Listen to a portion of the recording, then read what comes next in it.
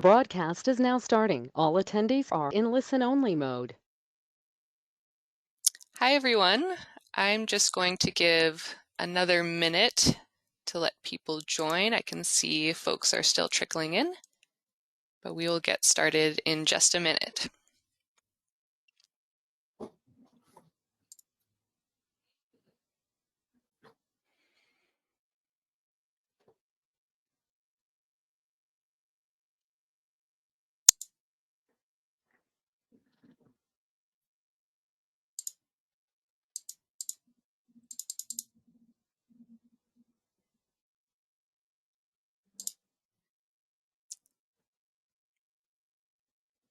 Okay, I think most people have joined now. So hello, everyone online.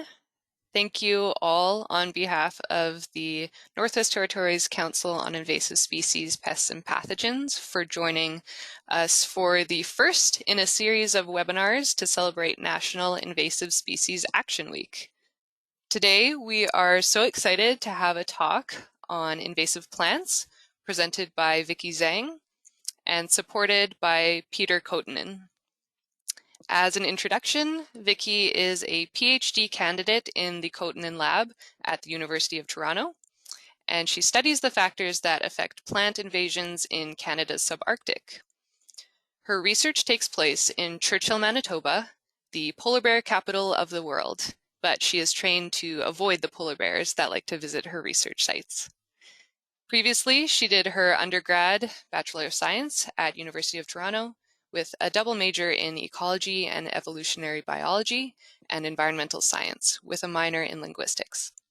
Her honors thesis studied the bioclimatic factors affecting the distribution and range shifts of 2 ambush bugs, and she also did a post-bachelor project looking at salt tolerance in dragonflies.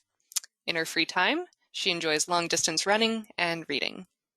And I can see that Peter Kotanen has now joined us, so I'll also do an introduction. Professor Peter Kotanen has a PhD from the University of California, Berkeley, and a Bachelor of Science and Master of Science from the University of Toronto. His lab studies plant ecology, particularly interactions between plants and herbivores, and the biology of invasive species.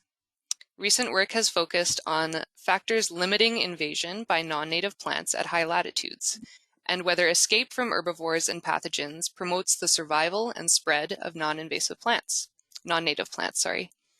Peter Kotanen also has a long-standing interest in grazing by northern populations of geese and has worked at numerous locations in the Hudson-James Bay region and north into the Arctic archipelago. So with that, I will pass things over to Vicki Zhang to get us started. Thank you, Vicki. Great. Thank you, Johanna. That was such a kind introduction. I hope you can all see my screen and hear me.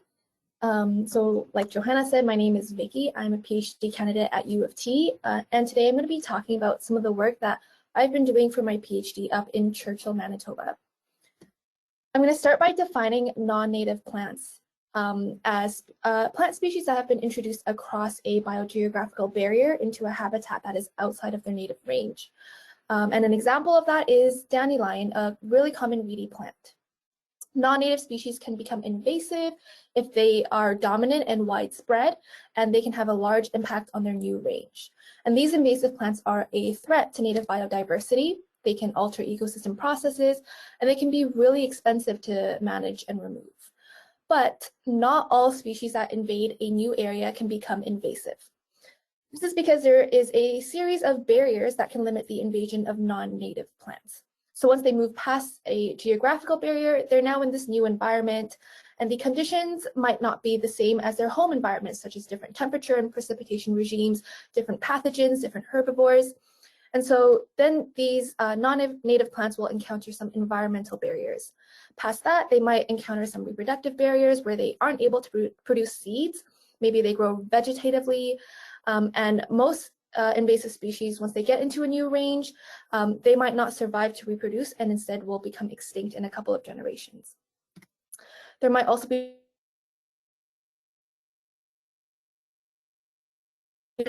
barriers to dispersal. So once non-native species get to its section, they can't spread beyond that. And it's only when non-native species have moved past all of these barriers and they become dominant that they are considered invasive. Invasions and plant invasions in northern ecosystems are fairly understudied. This is the gap that my research aims to fill. And this is perhaps because the subarctic and the subantarctic are one of the few areas worldwide where ecosystems are minimally affected by non-native species. Invasions might be uncommon in these areas, maybe because of one of these barriers, maybe because the climate is harsher, there's more seasonal variability, less resources, and these are also fairly remote areas and they're less traversed compared to temperate zones, and so invasions might be minimal for that reason. Recent studies have described rapid non-native species invasions in some hotspots in northern ecosystems. Some common known examples of invaders include Linaria, Plantago, Silene. These are species that are already found in the Northwest Territories and are also found in Churchill, Manitoba. And so we're already seeing these non-native species, and in this case also a pathogen, a fungus, up in northern ecosystems. I'm studying the plants in this case, but we can talk more about the fungus later. So the range limits of these invaders are currently located around subantarctic areas, and so no plants have been able to move further north. But with climate change and other anthropogenic factors, these invaders might have the potential to move into even higher latitudes beyond the subarctic areas. Although high latitudes are relatively less accessible, human activity can really increase the connectivity. That leads to a higher probability and higher rate of non-native species movement. The figure that I'm showing you here shows introduction pathways of non-native species into the Arctic and how many of those become invasive, indicated by the red bars. And as you can maybe tell, many non-native species are escaping from confinement. This is the highest red bar here. So this is maybe escaping from cultivation, from gardens, or accidentally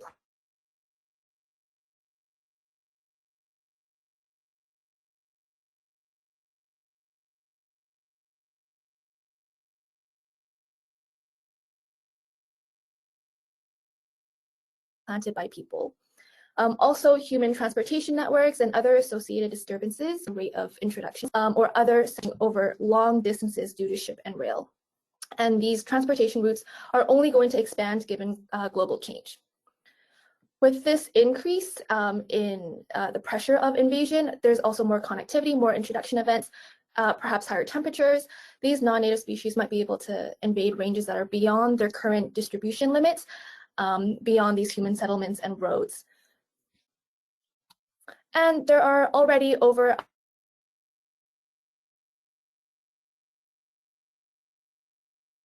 100 non-natives found in the Northwest Territories, many of them native to Eurasia, and some of them spreading from more temperate. Examples include dandelion, of course, pineapple weed, lamb's quarters. Again, these are also found in Churchill, Manitoba. Their spread might have been exacerbated by accidental or deliberate human assistance, such as through vehicle traffic, highway construction equipment, stuff like that. And these non-native species, although they're currently very localized in human settlements, many exotic plant populations might cause significant problems if they can spread and reach high populations beyond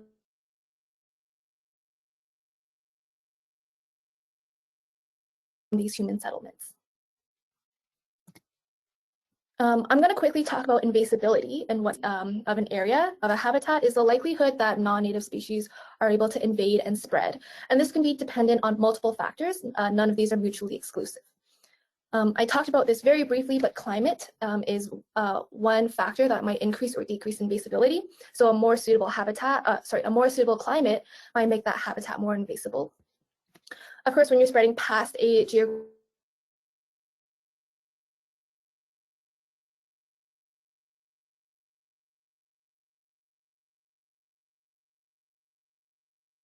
barrier, you're escaping from your natural enemies. So you're escaping from herbivores and pathogens, and so these in their native range, action and defense, and more resources to growth. Also, on that same note, the less diverse a native community is, the more susceptible it may be to invasion, because perhaps less diverse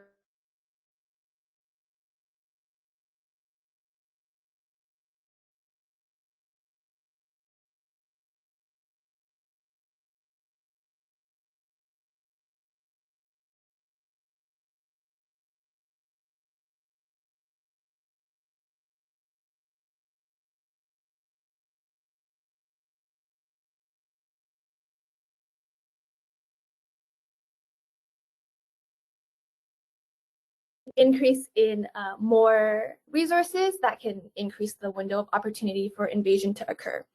And so disturbances, although this is a fairly broad term, this can include large-scale events such as fires, storms, and floods, or local events, digging, vegetation removal, construction. And so any of these changes into a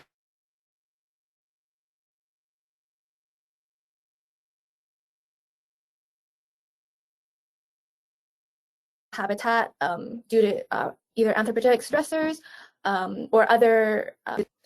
And then finally, with disturbance, you can also have an increase or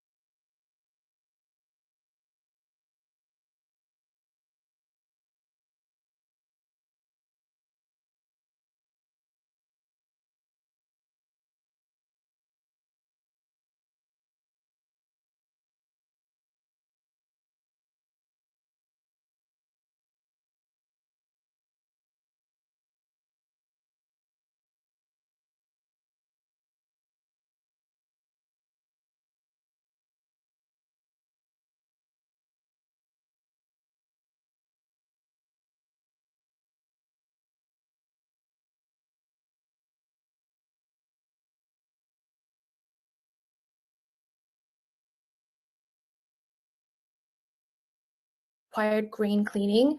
The grain elevators that are pictured here, they've been heavily bombarded with non-native plant material. So during the grain screening process, any seeds that were not grain were just kind of thrown out. So this area really represents ground zero for invasions. And since then, these non-native plants and seeds and plant material, they've been moved around to several areas into compost dumps and landfills around Churchill. And so that's also where we're seeing these invaders. And we know all of this, and we have data on the species, the non-native species up there, because all of these non-native species that I'm working with were recorded in multiple surveys, starting from 1959, and again, more surveys in 89 and 2018. And this is really unusual already in Arctic biology and invasion biology, because we have clear data that these non-native species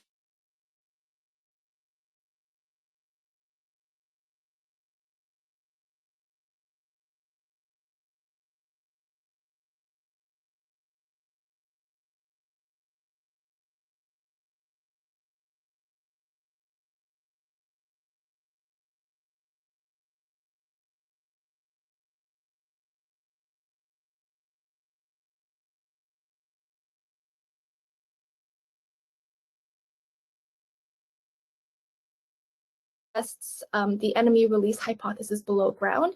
I'm really excited to say that this manuscript was just submitted, so hopefully the results will come out soon. But I'll just quickly talk about what I mean by below ground enemy release. Okay, so this is kind of the first step that I took into investigating non-native plant invasions, and looking at failed invasions is to consider plant soil feedbacks. This is a process where plants will modify the microbe content or the qualities of the soil that they grow in, and then the soil then alters the plant's ability to grow in the future. And plant soil feedbacks they can vary a lot. There's evidence for both positive and negative feedbacks.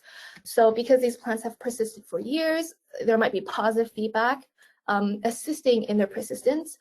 But plants are also variable from year to year. Some years we don't see them, some years they're everywhere. And so they could be trapped in their current site, unable to spread further because of negative feedbacks. Negative feedbacks might decrease at higher latitudes, maybe because fungi and pathogen diversity might also decrease. But we might also see reduced negative plant feedbacks that can drive further invasion in the north. So we expect to see feedbacks, but we're trying to see the direction and quantify the importance of these plant soil feedbacks. And so for this project, I use Linaria vulgaris. This is commonly known as butter and eggs or common toad flax. This is a herbaceous perennial and a fairly problematic weed, and it grows in a lot of disturbed areas in North America, and you see them up in the Northwest Territories as well. So we collected soil from 14 different sites, and at each site, we collected soil samples from either an invaded population or an uninvaded population. And I should say for this entire talk, invaded soils or invasive species will be in red, and the uninvaded soils or uninvaded species will be in blue. And so you can clearly see a population of Linaria in this picture here by the Northern Study Center.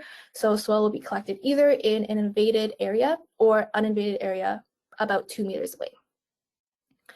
And so what I did is I sterilized half of the soil to represent a control. And so Linaria was either planted in live or sterilized soil. And the soil was either from invaded or uninvaded sites.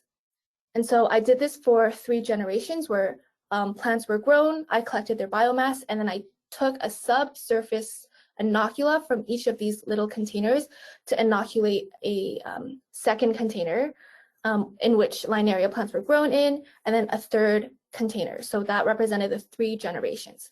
So in this way, we could document pathogen buildup or document plant soil feedbacks through these serial inoculations. Also, we did some soil chemical analyses. So we're looking at the carbon, nitrogen, phosphorus total abundances and pH, just to see if there were some differences in these soil chemicals, but we weren't directly testing these hypotheses. So I'll just quickly show you what this soil composition looks like. So this is a PCA, or Principal Components Analysis. It visualizes similarities between invaded and uninvaded sites, colored by invasion. So again, red for invaded, blue for uninvaded. And an easy way to interpret PCAs is to know that the closer the points are, the more similar they are, and the further apart they are, the more different they are. And so these were the soil samples that we tested for, including kind of the directionality of the different soil compositions. So for example, if we move up this line, that means that the pH is increased. Or if we go further to the left along this x-axis, that means there's a higher content of phosphorus, carbon, and nitrogen. The short story is that there's no differences between invaded and uninvaded soils. All the sites are pretty clustered, but you could argue that perhaps there's higher nutrient level in red sites or in invaded sites.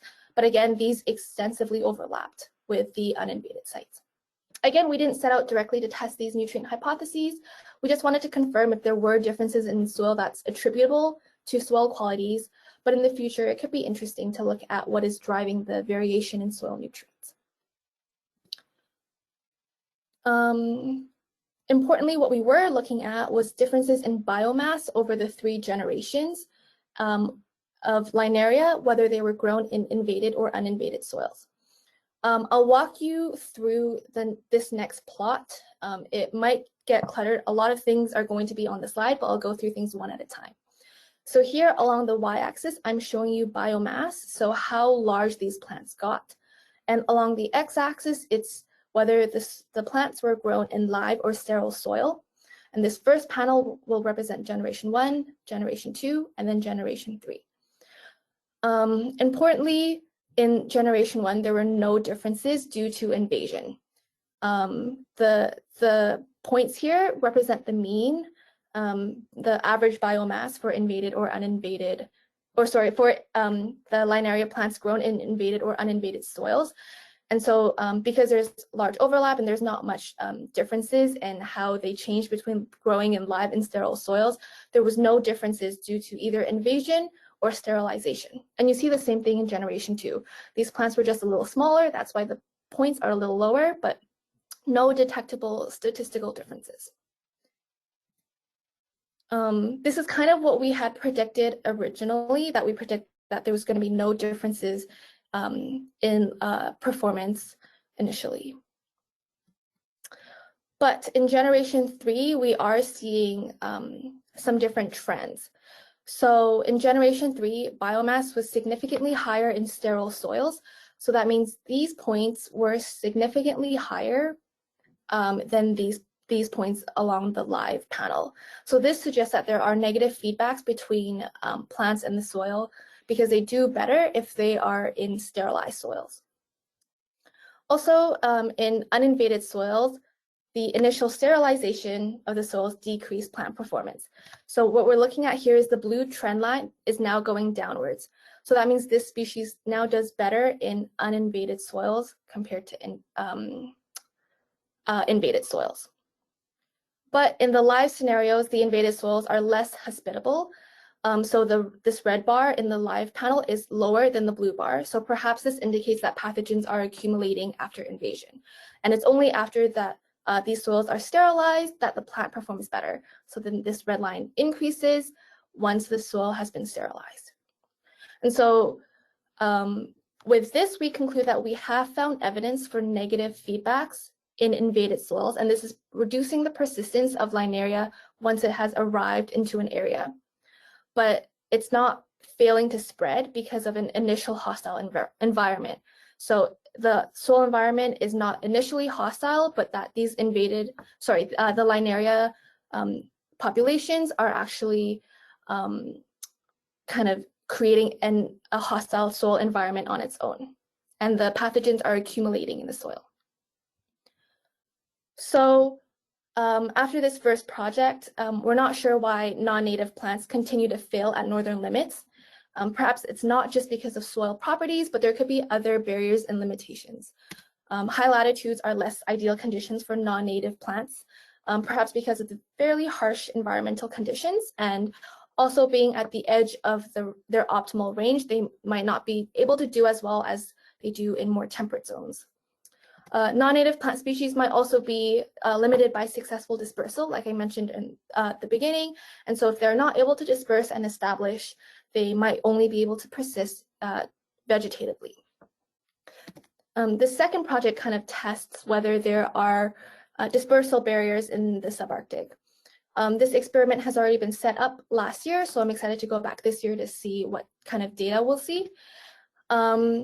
But I'll quickly give you the background of why dispersal might be important to consider.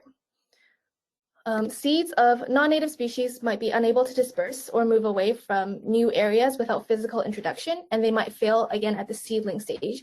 And this leads to localized invasions. And also at high latitudes, there's a lot of evidence of non-native species spreading via roads due to vehicles and due to human footwear. Roads are paths of disturbance, and that they can really serve as a corridor to invasion, and especially unpaved roads. Recreational vehicles and roadside maintenance can lead to these long distance dispersal events that we see, and these events might disperse non-native plants much further than other dispersal methods, such as by wind or by animals. In the Northwest Territories, especially, a lot of roads and the disturbed areas next to roads have been constantly surveyed and are currently still areas of concern. And also dispersal limitations might explain why there are fewer non-native species at higher latitudes. Because of that limited accessibility, that might have resulted in a lower number of introduction events and lower number of seeds transported.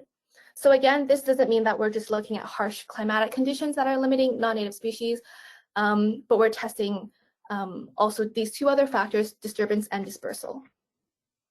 So to test this, we were able to remove dispersal barriers completely by transplanting non-native species into the boreal and tundra forest.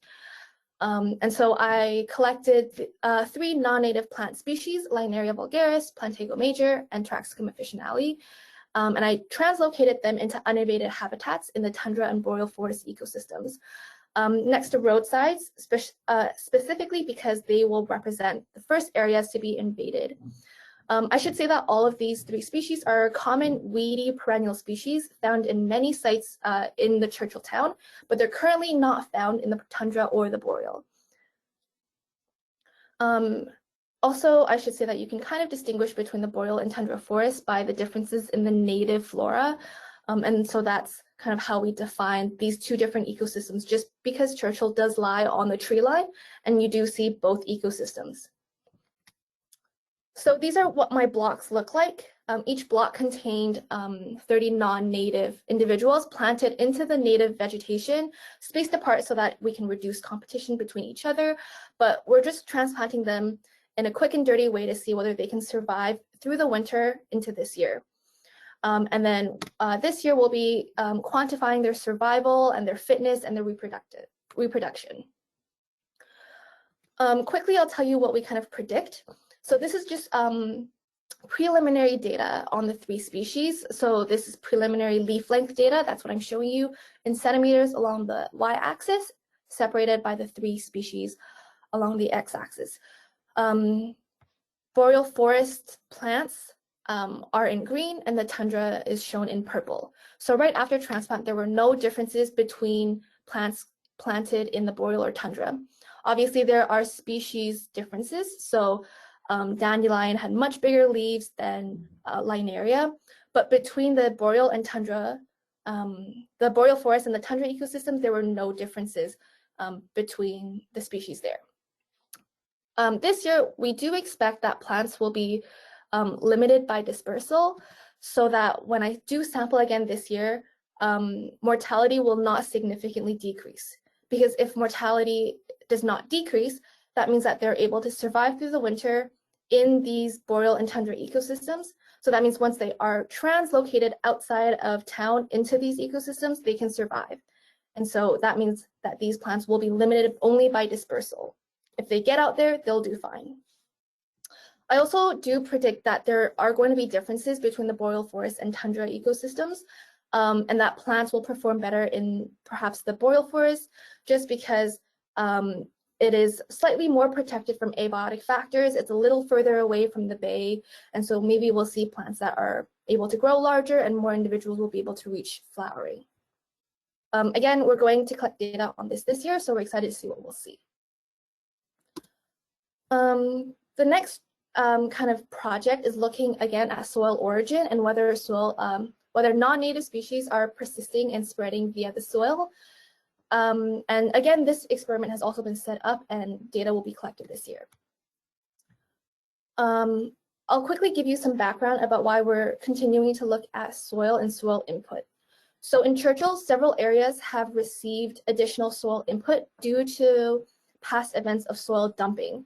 For example, for construction or for roadside repairs and for the construction of buildings. And these are the sites that are currently dominated by non-native species that don't occur in the tundra or boreal. And it's possible that these sites might be more favorable for non-native species to establish. For example, you could have non-native species growing from a seed bank, so from previous seed input and disturbances. And also they might benefit from nutrient enrichment. So perhaps these soils have more nutrients that these non-native species can use up.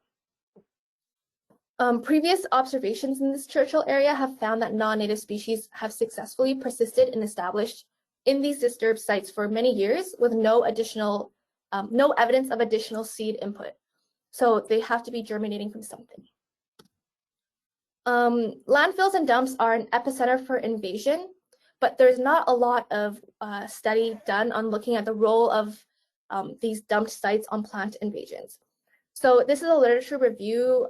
In this literature review, they found a high number of non-native species recorded at dumps globally. Many of these found were agricultural weeds that can have a negative impact on agriculture and the landscape. And so this is evidence that dumps and landfills can really sustain non-native plant populations. But again, we really want to test whether these landfills and dumps can, like the effect that they have on plant invasions. So there are kind of 2 projects that we did here. First, we sampled the seed bank. So essentially what we did up in Churchill was we collected soil samples from 12 paired sites, whether they were invaded or uninvaded. And then an undergrad student named Omer, he conducted a soil bank sampling experiment. So he spread the soil samples that we collected over sterile soil, and we were counting emerging seedlings and identifying them over a 10-week period. He's found that there is a significant difference between soils. So here I'm showing the total number of individual plants that Omer has counted along the y-axis, separated by whether they were found in invaded soils or uninvaded soils. And so what we're seeing here is that there is a much higher number of plants found in invaded soils and a much higher number of non-native plants shown in the red bars. And this represented 8 species that were ID'd as non-native, 4 that were native, and 5 that are currently unidentified. And so this project supports our hypothesis that predict that invaded sites can contain seed-contaminated soils. We also planted non-native species into soils with different origins. And this is called a common garden experiment, where we have 2 blocks. In this one area in the tundra, we have soil that was original tundra soil, and then we transplanted in soil that was collected from these dumped locations in Churchill, which I call the dumped soil. And again, the same 3 non-native species were randomly transplanted into these blocks. And so you can see that there's a clear difference in the types of soil that were transplanted into this common garden.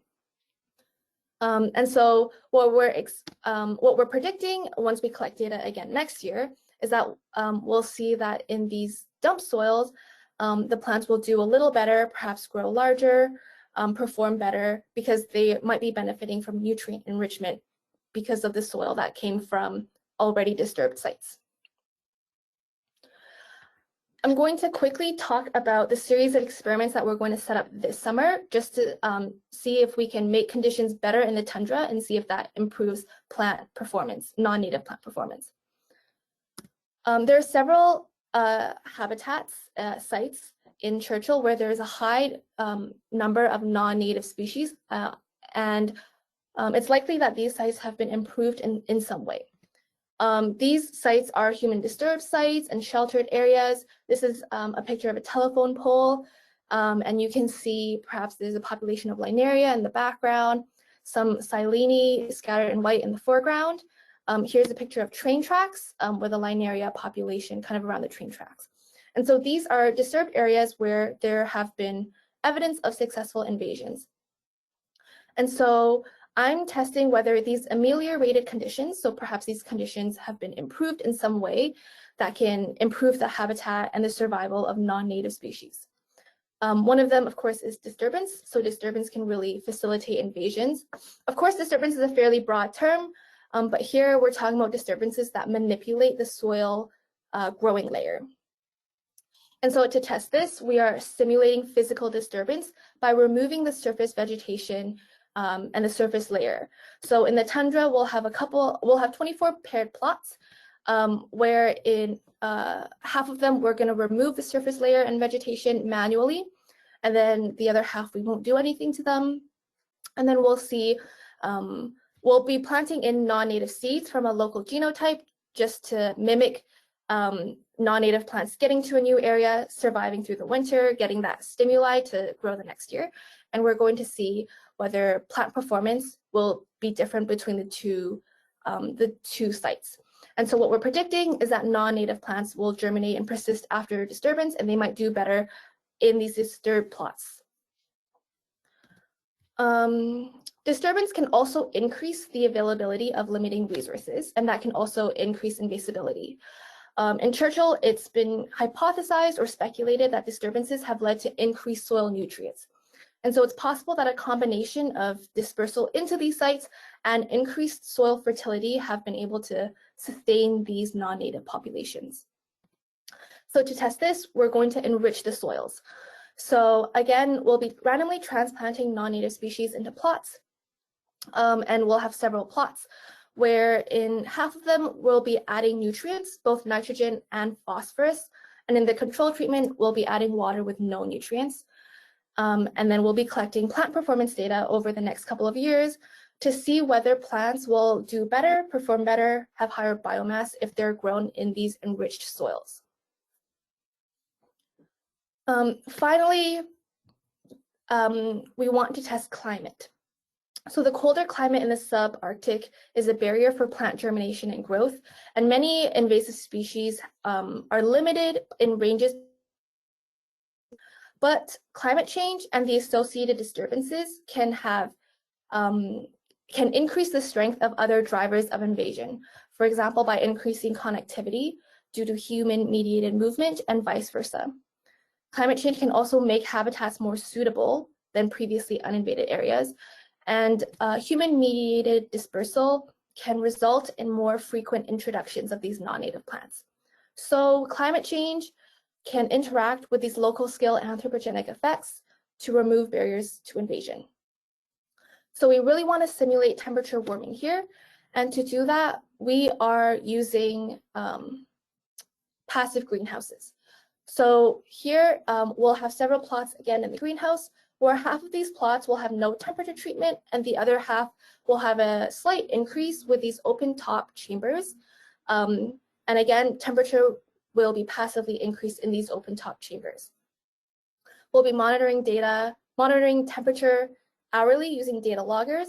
And again, we will be collecting plant performance data. With this project, we're predicting that warming will increase non-native plant survival, so they'll do better, grow bigger, perform better in these open top chamber plots. I've been describing a lot of work that we've been doing up in Churchill, Manitoba, but how does this matter to the Northwest Territories? Well, all of this work on non-native species spread is pretty novel because we're looking at high latitude environments, and it's very important to understand this emerging issue of invasions in Canada's north.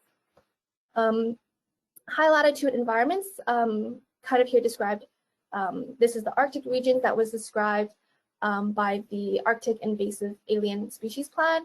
But this is the area where sites are mostly dominated by native vegetation. But climate change and other human activity can make these northern ecosystems more vulnerable to invasion.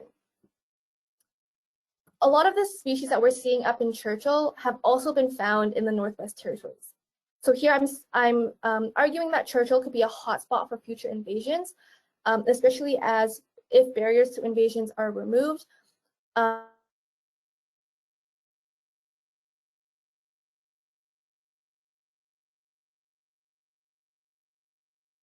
But obviously invasive species do not adhere to these man-made boundaries. And so that are resulting in the current limit of non-native species.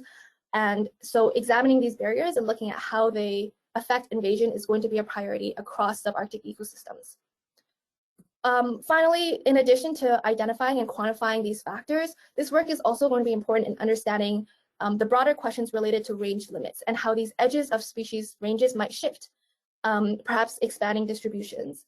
Many of these non-native species are persisting already in temperate zones, for example, here in Toronto, but they might undergo potential range expansions northwards. And so these once marginal populations in the subarctic might become the common species that we see.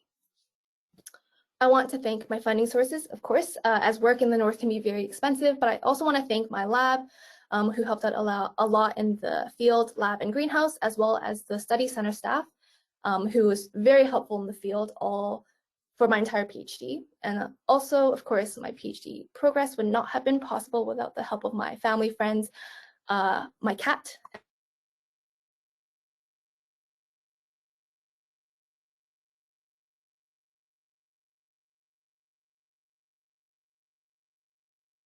and my teammates.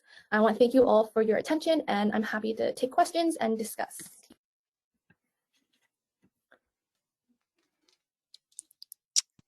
Thank you so much, Vicki, for that great talk.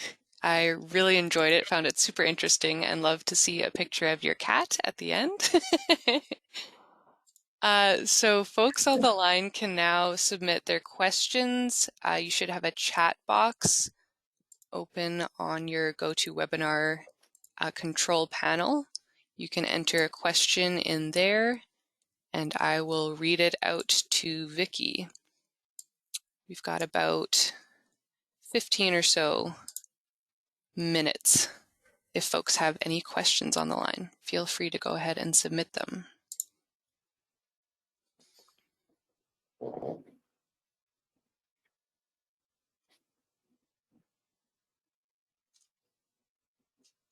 I think Peter is on the line as well, if anyone has any more general questions about the research done in the Kotanen lab.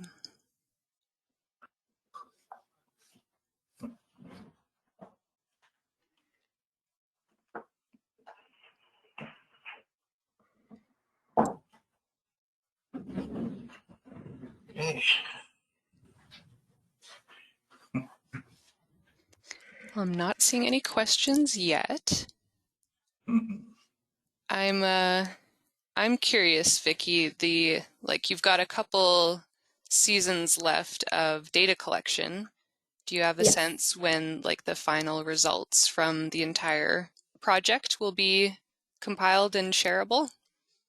That's a really good question, and also a question that I got from my committee when I was presenting these results. It honestly, I think, will depend on what we go up and see this year. If we see low mortality, high survival, I'm happy to keep these plots up and running for the next couple of years so that we can get slightly longer term data. If we see that they've all been chewed up by polar bears or they were all wiped out, then I think that is in and of itself a story to tell about how which factors are limiting invasion.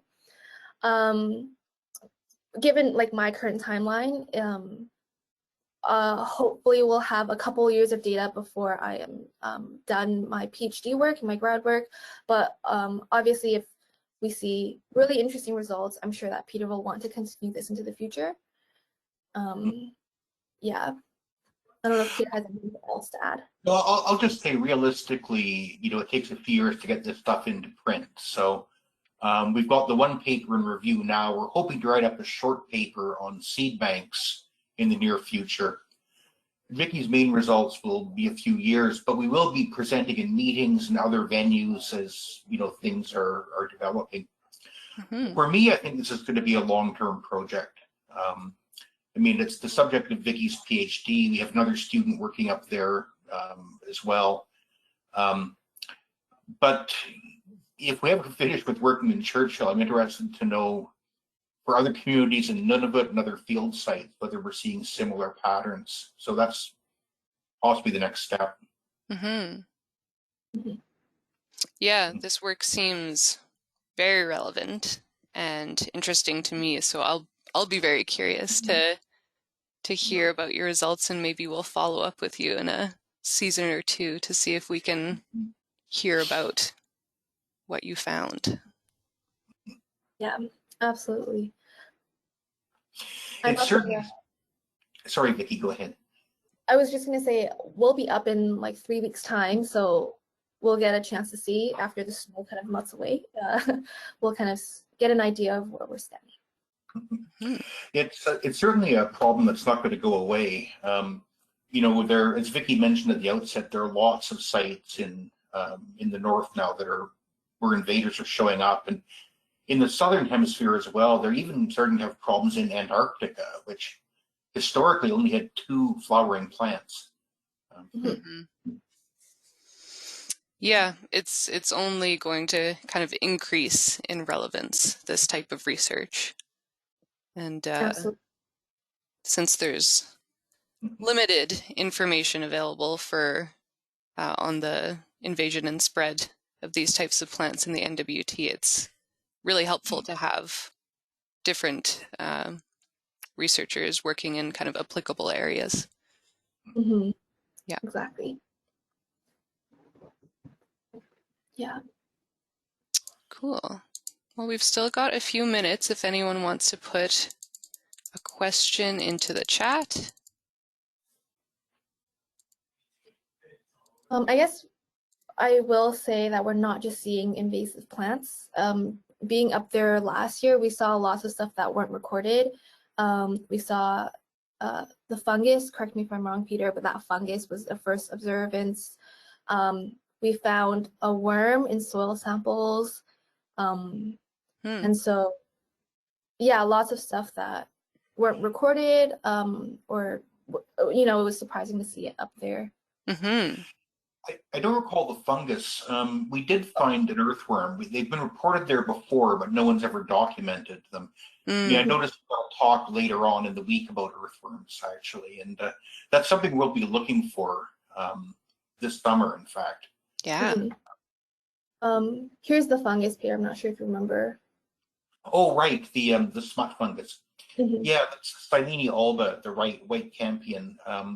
The plants are attacked by a smut there. You can see in the center of the flower, it's all gray. It shouldn't be. It should be yellow. So you're seeing fungal spores.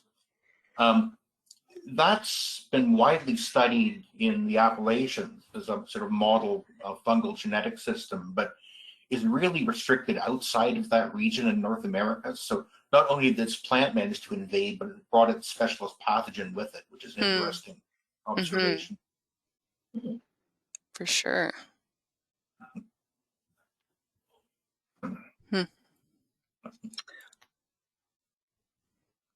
Well, seeing no more questions in the chat, I mean, I'll give you kind of an opportunity if there's just anything else that you want to share or anything that we should know about you or your field, where to see more of your work, if there's anything you want to kind of plug. I think one thing I'll say is just that, we're happy for people to contact us as well. So you're welcome to pass on our contact information if you get any inquiries. If people would like to talk to us, at some other time, don't hesitate. That's what we're for. Great. Yeah. Peter's website and mine are up as well as my Twitter. I'm not super active, but I do like to check it out.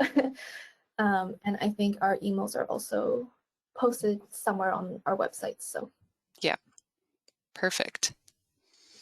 Well, thank you so much, both of you, for your time and for presenting today. This was really interesting for myself and I'm sure others online. Thank you also to everyone who joined online for the webinar today. If you'd like to join us for more webinars this week, as Peter mentioned, you can find more information on our website. So that's nwtkisp.ca, it's nwtcispp.ca, or on our Facebook page for the NWT Council on Invasive Species, Pests and Pathogens. And because it's Invasive Species Action Week, I also wanted to remind folks that you can find more information on our website about what you can do to help prevent the introduction and spread of invasive species, pests, and pathogens. For example, our Play, Clean, Go program highlights the importance of making sure you don't accidentally move invasive species from place to place during outdoor recreation. Making sure that you always inspect and clean your footwear, recreational vehicles, and other outdoor gear of any soil or mud that may be carrying plant seeds or insect eggs in it. This is one way that we can help to prevent spread and introductions. So yeah, just again, you can find more about all of that and our other webinars on our website and our Facebook page. Big thanks again to both Vicki and Peter for being here today. This was really wonderful. And thank you to everyone online for joining us today. So yeah, big thanks. And thank you as well. thank you. Thanks for me. Okay, we'll see you. Take care and bye everyone.